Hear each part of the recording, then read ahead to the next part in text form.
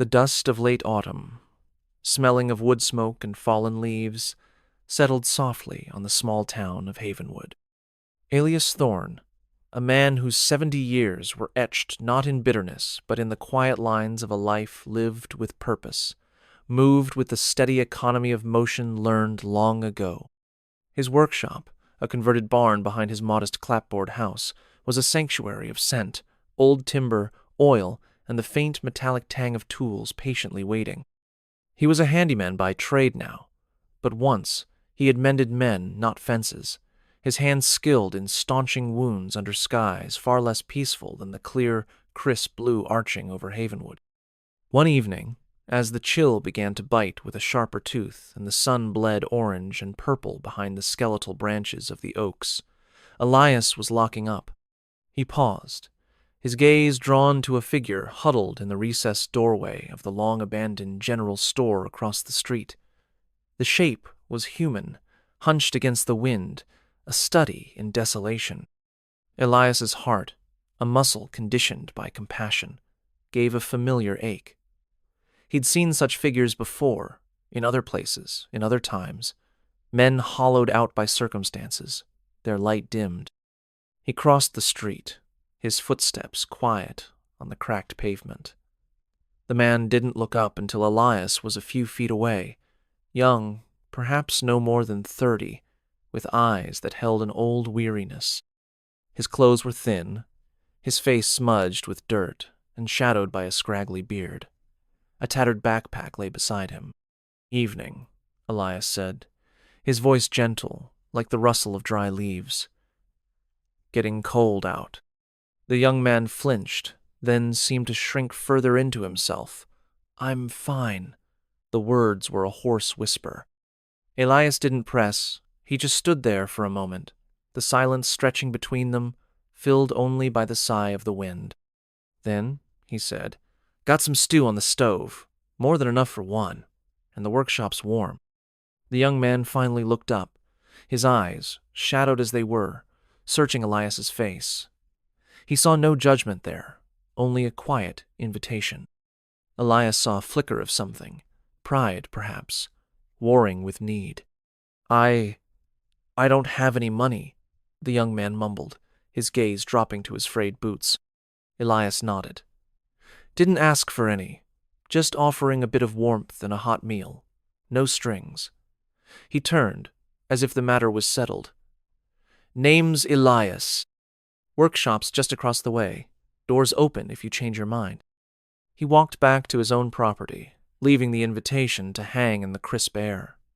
He didn't look back, didn't want to make the young man feel watched or pressured. Inside his kitchen, the aroma of beef and barley stew, rich with herbs from his small garden, filled the warm space. He ladled out 2 generous portions, set 2 places at his simple wooden table. He waited. The clock on the wall ticked with a steady, comforting rhythm.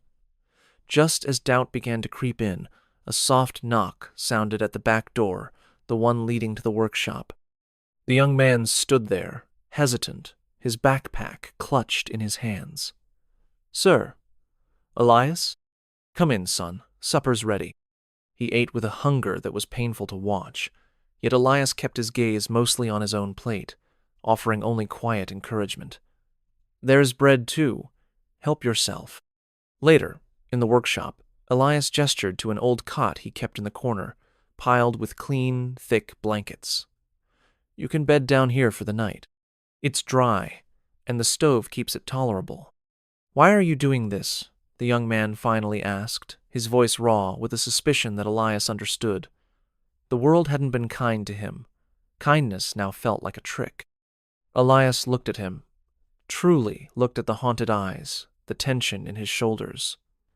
"Because everyone deserves a safe place to rest their head. And a hot meal." He paused. "And because no one should have to face the cold alone if there's a warm spot to be shared." He offered no more explanation, asked no probing questions. He simply showed the young man where the small washroom was, laid out a towel, and then retired to his own house, leaving the workshop to his guest. Alias Thorne did not consider his actions extraordinary. He had been a medic in the army, a quiet man who found solace in order and purpose, whether it was the neat rows of his vegetable garden, the precise fit of a mended chair leg, or the careful dressing of a wound. His wife, Martha, gone 10 years now, had shared his philosophy of simple kindness. "A little bit of good," she used to say, her hands floury from baking, "can travel a long way, Elias. You never know whose path it'll light." The next morning, the young man, whose name Elias learned was Daniel, was gone before Elias rose. The cot was neatly made, the blankets folded with an almost military precision. On the small workbench beside it, a single, smooth river stone, worn gray and familiar to the touch, sat alone. Elias picked it up. It was an odd gesture of thanks, yet it felt sincere. He pocketed the stone, a small, cool weight against his palm, and went about his day, the encounter already receding into the quiet rhythm of his life. He mended Mrs. Henderson's loose porch railing, fixed the latch on the bakery's screen door, and spent the afternoon tending to his late roses, coaxing a few last blooms before the frost. He thought of Daniel briefly, hoping the young man had found a warmer road, but the currents of Havenwood life were gentle, and soon other tasks, other small kindnesses, occupied his mind. He expected nothing more from it. The act was complete in itself, a small ember of warmth offered against the encroaching cold, now extinguished and forgotten, or so he thought. Several days passed. The weather turned sharper, a prelude to winter's harsher breath. Elias was in his workshop, carefully restoring an old rocking chair for the church bazaar, the scent of lemon oil and beeswax mingling with the wood smoke from his stove. A series of sharp, authoritative knocks echoed from his front door, distinct from the usual casual rap of a neighbor or customer. He wiped his hands on his apron, a flicker of surprise unsettling his usual calm. It was mid-morning, not a time he usually had visitors he didn't expect. He walked through the connecting door into his house, the sudden silence of the main rooms amplifying the importance of the summons. Peering through the lace curtain of the front window, Elias felt a jolt. A dark, official-looking car was parked at his curb, gleaming unnaturally against the muted tones of Havenwood. Standing on his porch was a man in a crisply pressed military uniform, his bearing erect, his expression serious. Stars glinted on his shoulders. Elias, a man who had served, recognized the rank instantly, a general. His mind raced. What could a general possibly want with an old handyman in a forgotten corner of the state? Had he done something wrong? Was it about his pension? Some bureaucratic tangle? The thought felt absurd. He opened the door, his heart thudding a little heavier than usual. "Elias Thorne?" the general asked. His voice was deep, resonant, accustomed to command but not unkind. "Yes, sir. That's me."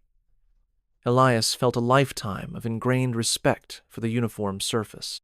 "May I come in?" "Of course, General. Please."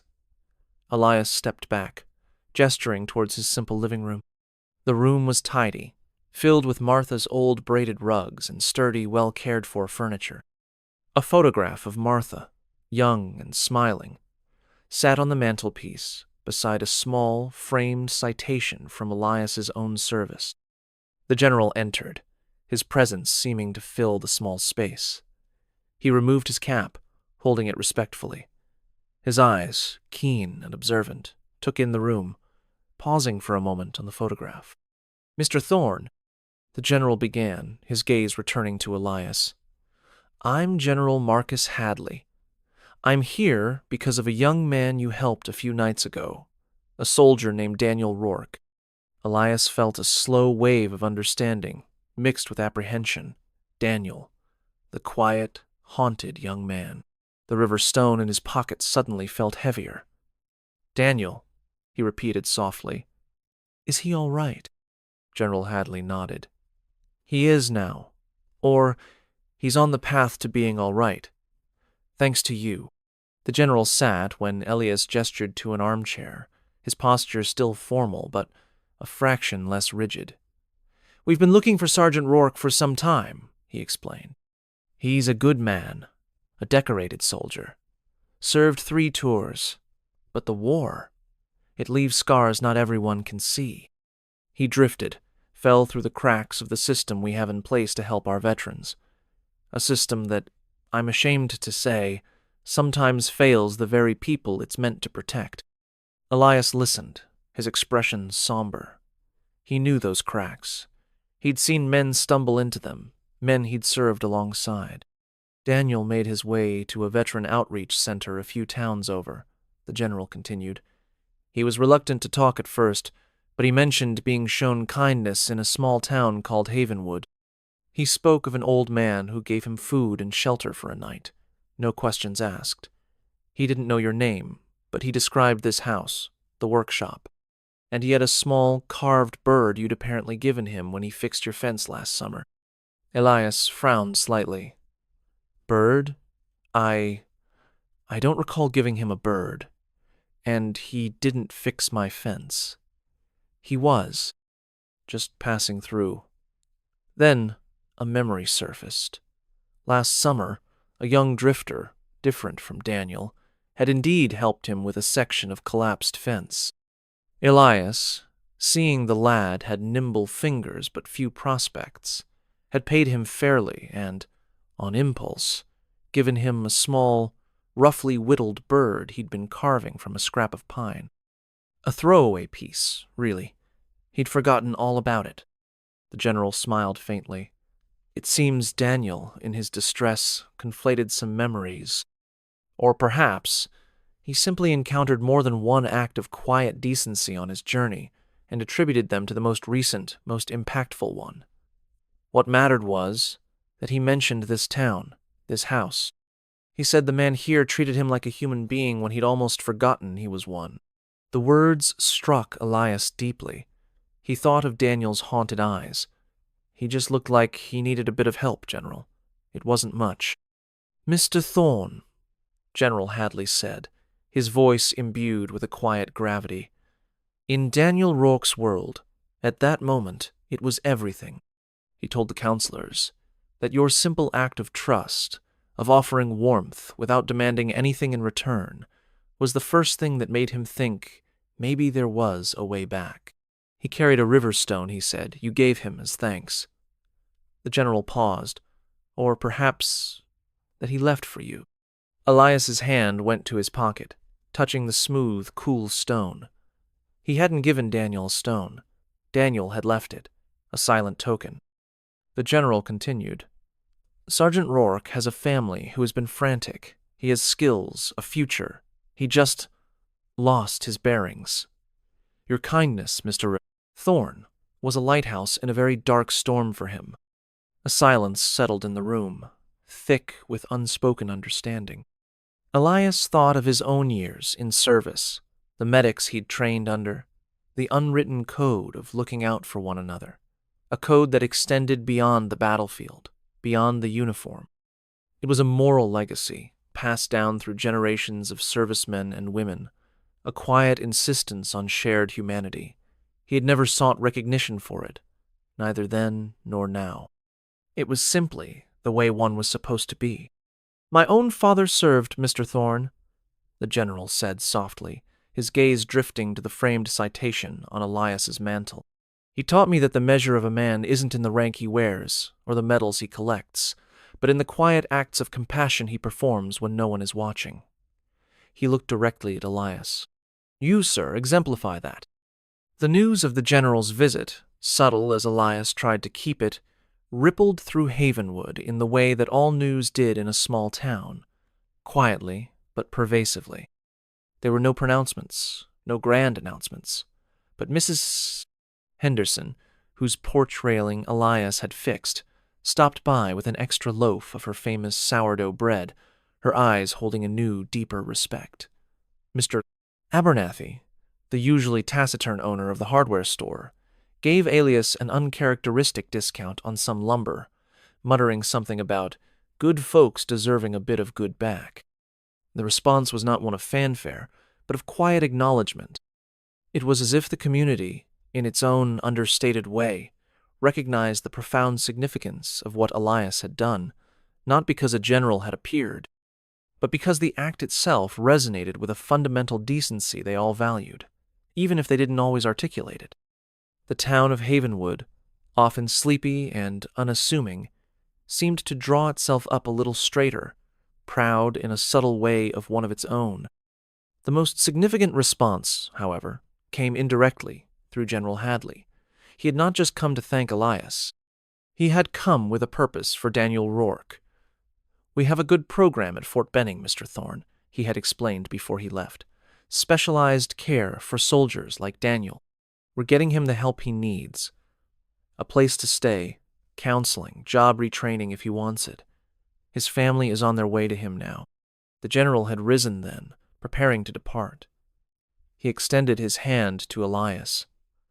"The army, the country, owes men like Sergeant Rourke a debt we can never fully repay. And we owe men like you, Mr. Thorne, our gratitude for reminding us of the simple power of human kindness, especially when the system falters." Elias had simply shaken the offered hand, his own calloused and work-worn against the general's firm grip. "Just glad he's safe, General. That's all that matters." As General Hadley stood on the porch, about to leave, he paused. He reached into his pocket and produced something small, metallic. He pressed it into Elias's palm. It was a challenge coin, heavy and intricately designed, bearing the insignia of the general's command. "A small token, Mr. Thorne," General Hadley said, his voice softer now, less the commander, more the man. "For your service, then, and now. Some services are rendered in uniform, under fire. Others are rendered in quiet acts of compassion, away from any battlefield. Both are essential. Both deserve honor." Elias looked at the coin, its bronze surface cool against his skin. He wasn't a man for medals or public accolades. His work, both as a medic and as a handyman, had always been its own reward. The satisfaction of a job well done, of a person helped, was enough.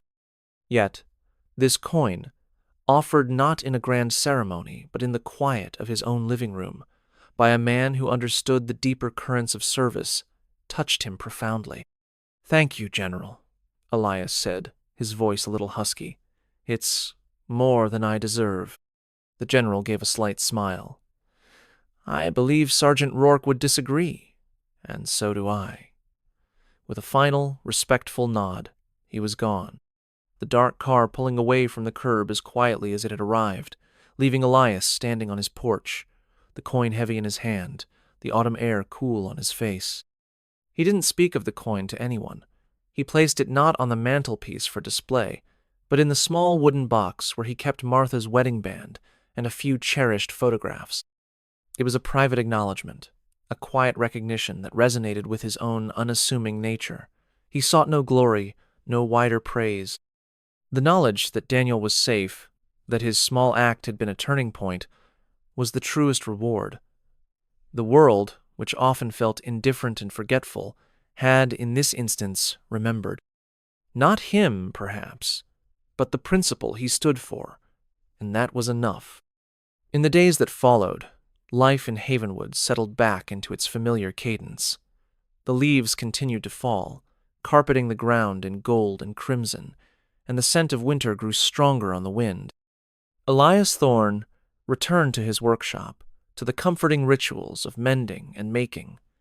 The rocking chair for the church bazaar was completed, its wood gleaming, its motion smooth and soothing. He began work on a series of small, sturdy birdhouses, a task he undertook each autumn, preparing for the spring return of the wrens and bluebirds. One crisp morning, a week after the general's visit, Elias found a small, unmarked envelope tucked into his mailbox. Inside there was no letter, no signed name, just a photograph. It was of Daniel Rourke, clean-shaven now, his hair neatly cut. He was standing beside an older couple, presumably his parents, their arms around him, their faces etched with a profound, weary relief. Daniel himself looked different.